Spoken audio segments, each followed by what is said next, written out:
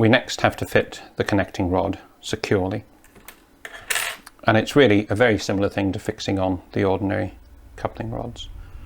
A little spacing washer just to make sure that we've got enough clearance. Slide it into position. I've already tested on the track that there's no interference from this. Paper washer, just a piece of paper with a hole pushed in it. We've done the same on the ordinary coupling rods, but this is slightly more complicated. We don't want too much heat getting anywhere near our white metal connecting rod big end, so we need to be in quickly with the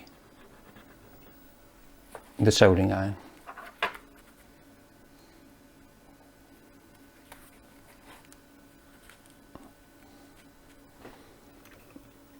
.145 solder.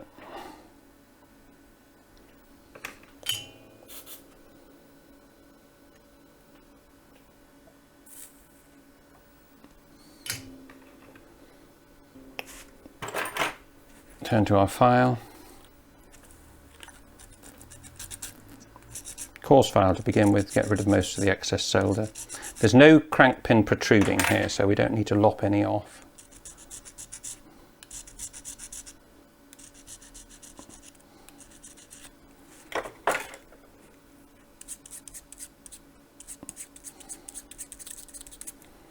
And then we can take the paper washer away.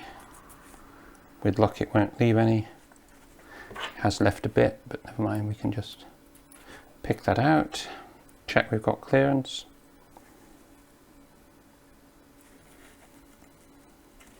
Yes, we have, and then we'll go and do one test on the test track.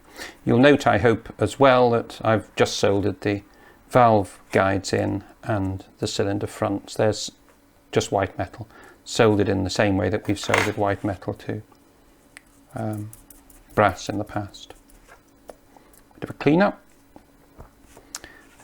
Again, things to note, clearance is there, can't have this protruding too far. All of these are absolutely essential, but frequently they've got wrong by people, and then they wonder why there's problems with the running. The reasons for splitting the cylinders, and I'll be doing the same thing when I come to the A2 very shortly, very soon, is that there was no binding on that side. If binding occurs when I put this side on, it must by definition be the very last piece that you've applied. Much easier to troubleshoot than putting the whole lot on together. So that's ready for the test track, and not far off finish now.